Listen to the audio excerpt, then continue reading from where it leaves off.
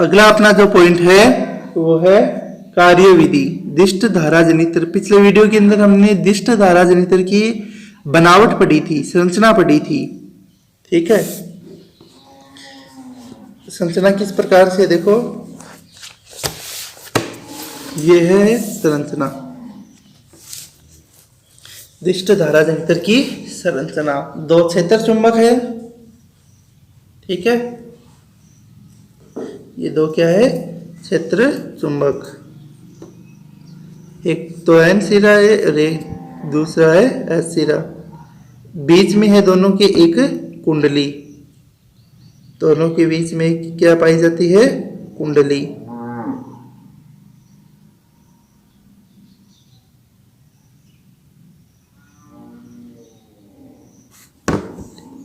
दोनों के बीच में आ गई एक कुंडली। फिर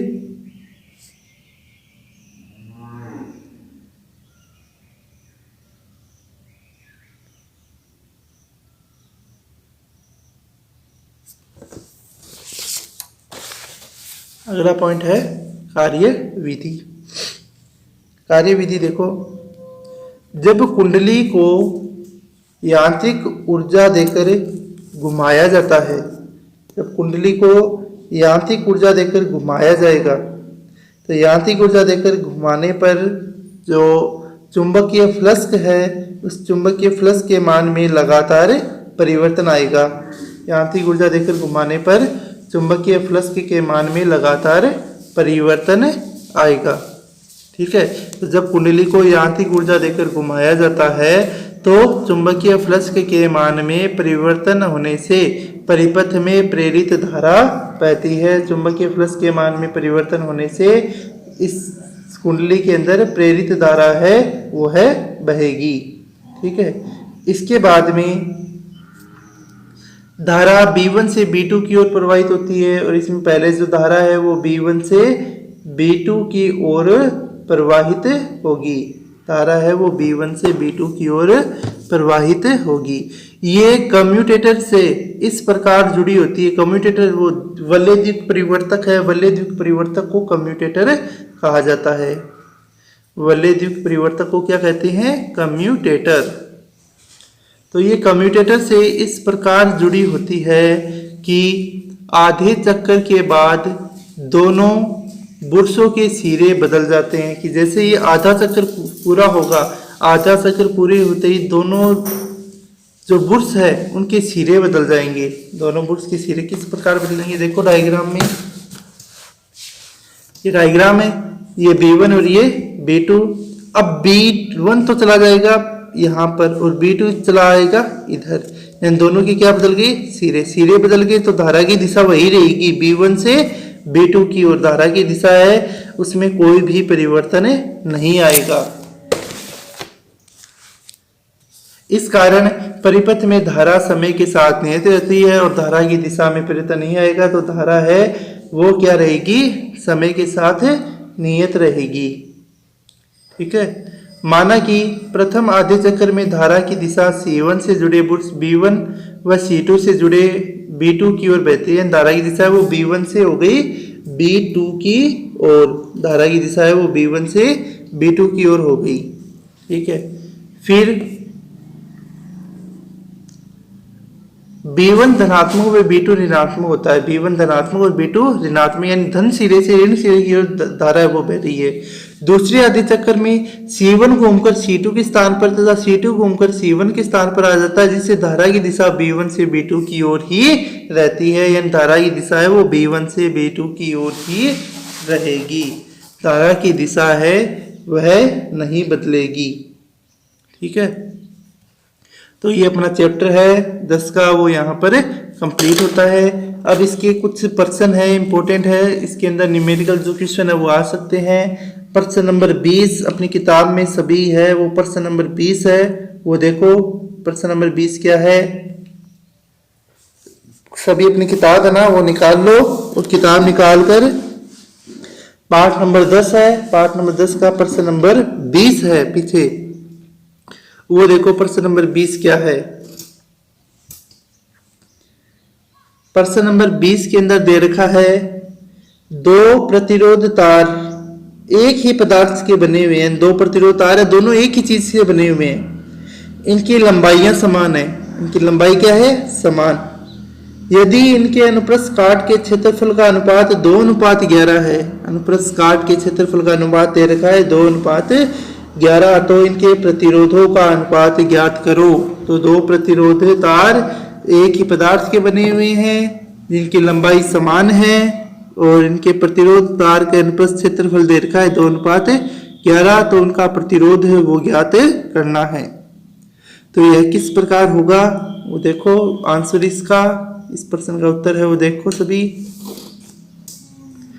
माना पहले तार की लंबाई, माना पहले तार की जो लंबाई है वो है L1, पहले तार की लंबाई क्या आ गई, L1। दूसरे तार की लंबाई वो है L2, दोनों तार की लंबाई ले ली हमने L1 और L2। पहले तार का प्रतिरोध वो ले लिया R1, पहले तार का प्रतिरोध क्या आ गया R1, और दूसरे तार का प्रतिरोध आ गया R2। दिया हुआ क्या है, दोनों तारों का अनुप्रस्थ काट का क्षेत्रफल, और वो दे रखा है 2:11। अतः प्रतिरोधों का अनुपात क्या आ गया, R1/R2, R1/R2। ठीक है। अब तार का विशिष्ट प्रतिरोध निकालते हैं, तो उसका सूत्र क्या होता है, K R गुणा L, यानी ये क्या आ जाएगा, K R1 L1 अनुपात K R2 L2।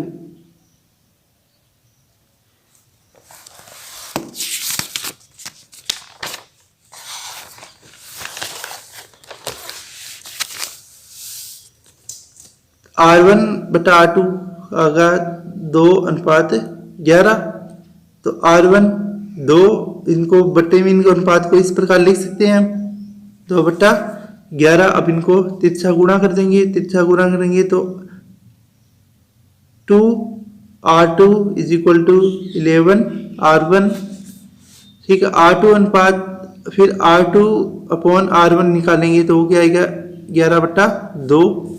तो ये 11/2 है, दोनों प्रतिरोध है, उनका अपना क्या आ गया, उत्तर आ गया।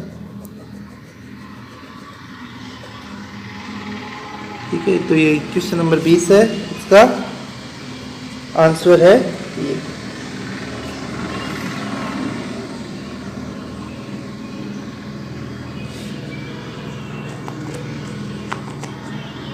फिर अगला जो प्रश्न है वो है क्वेश्चन नंबर 31 किताब में क्वेश्चन नंबर 31 है, उसका आंसर है वो देखो सभी।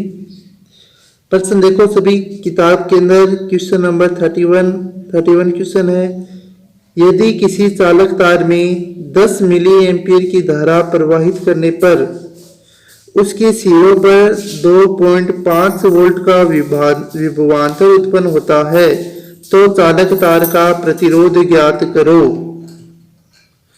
31वां प्रश्न, यदि किसी चालक तार में 10 मिली एम्पीयर की धारा प्रवाहित करने पर इसके सिरों पर 2.5 वोल्ट का विभवांतर उत्पन्न होता है, तो चालक तार का प्रतिरोध ज्ञात करो। तो देखो इसका आंसर किस प्रकार आएगा, दिया हुआ है, क्या दिया हुआ है, चालक तार में प्रवाहित धारा, तो हमने पहले ये लिखना है, चालक तार में प्रवाहित धारा बराबर 10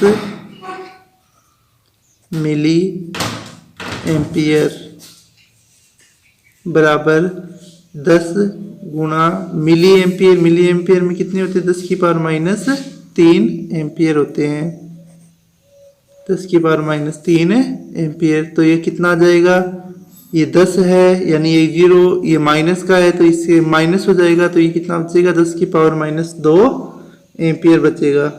ये आ गया चालक तार में प्रवाहित धारा। मिली एम्पियर को एम्पियर में बदल दिया। सिरों पर विभवांतर और क्या दे रखा है, सिरों